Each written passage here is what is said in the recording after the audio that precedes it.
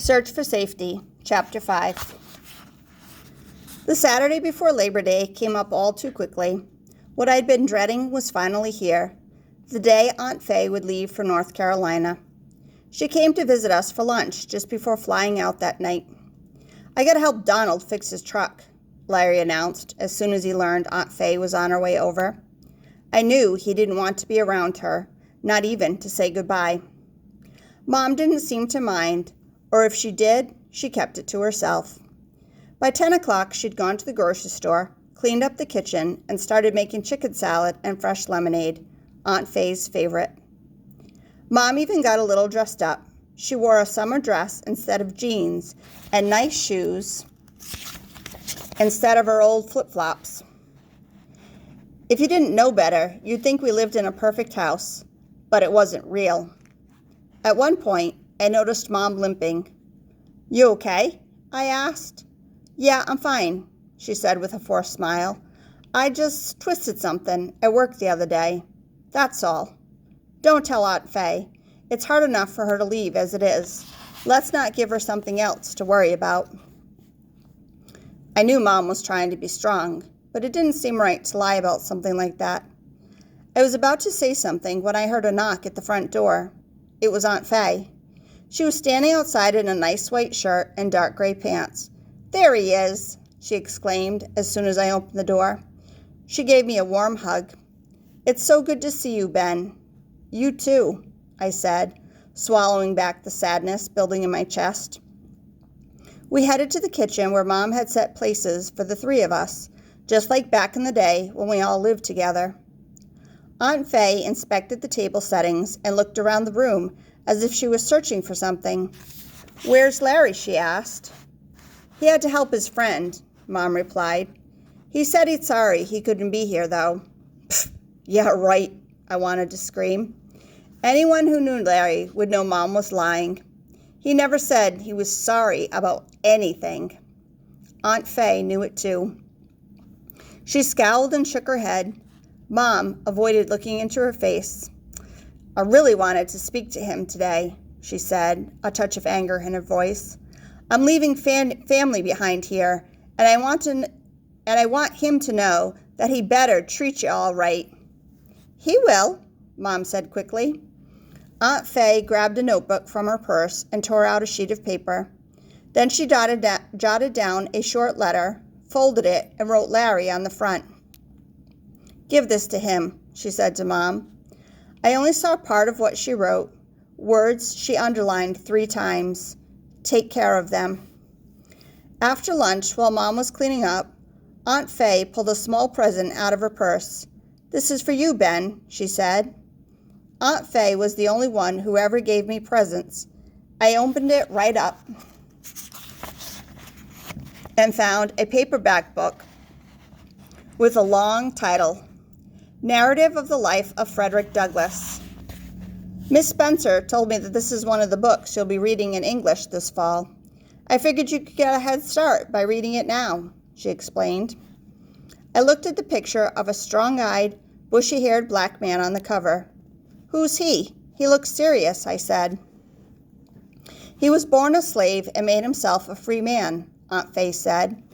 "He got power by educating himself, which is what you need to do."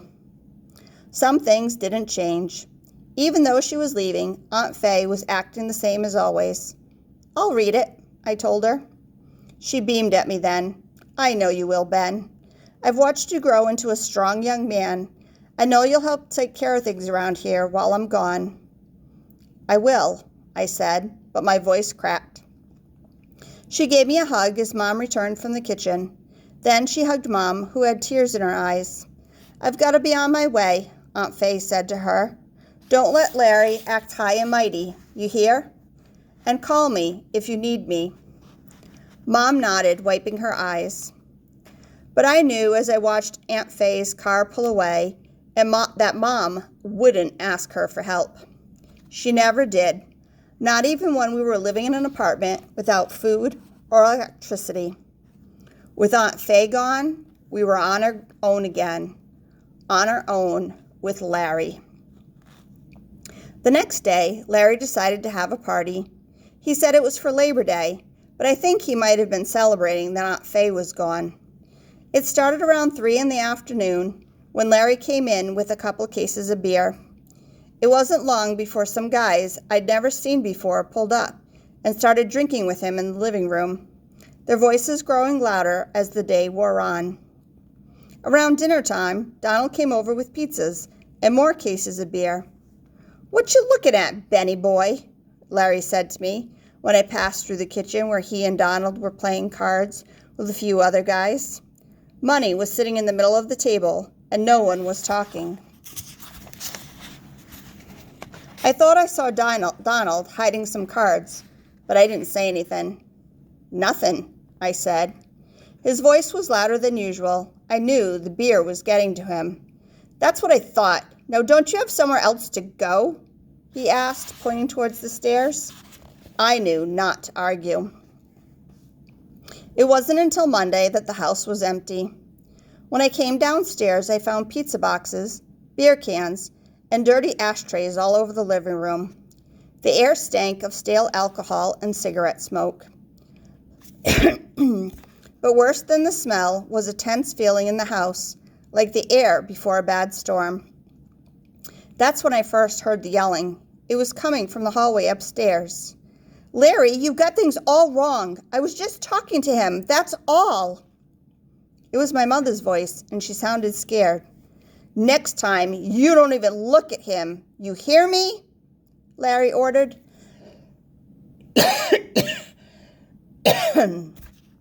His voice was ugly and rough, still slowed by the beer he drunk the night before. But there was something else in it, something dangerous. "You hear me?" he repeated.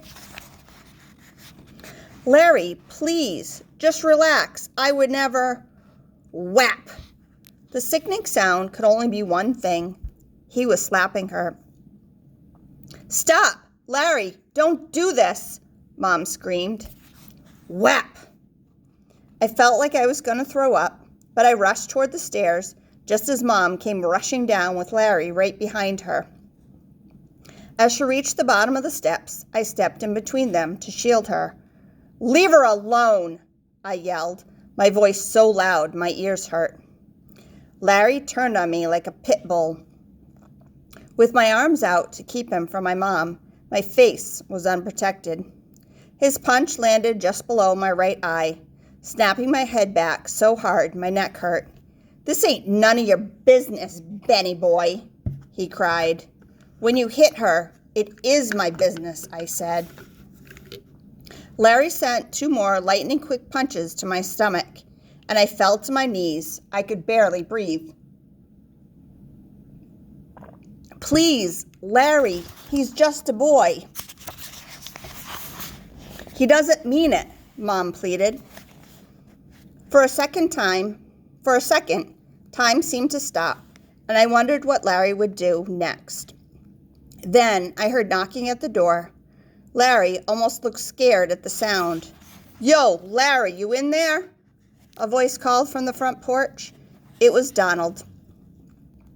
Mom rushed to the door. She probably hoped he'd help us somehow. A second later, Donald was staring in our messy living room.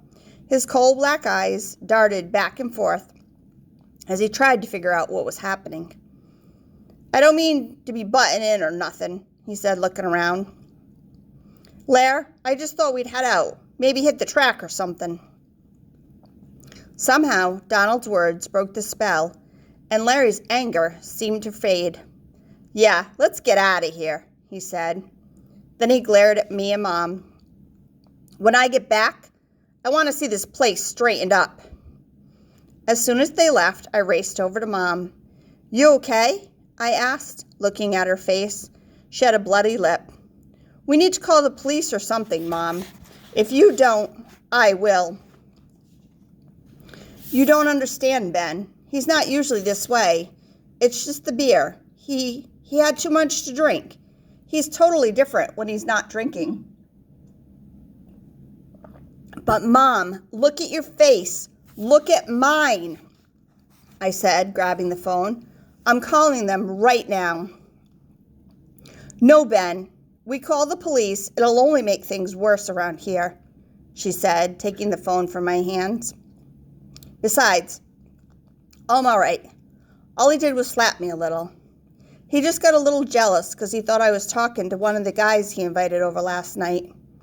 He gets so jealous, she said, wiping her eyes. Mom, he shouldn't treat us that way. It's not right, I said. She gently touched my face. I could feel one eye swelling. Oh, Ben, you're just like Aunt Faye. But things aren't as always simple as she says. I wish things could be better for you here. She turned away from me then and started cleaning up the dirty house. I was too upset to speak, but I helped her. Together, without a word, we swept up and cleaned the downstairs and filled 3 large bags with the trash from the weekend. Afterward, Mom took a shower and set herself up in the living room chair with the TV and her cigarettes. I headed upstairs to my room with some ice cubes in a plastic bag for the swelling on my face. I stayed in my room for the rest of the day, but my head was full of questions that kept racing by like the cars on Union Street. What were we going to do about Larry? How could I keep Mom safe? How can we survive like this? I didn't have any answers.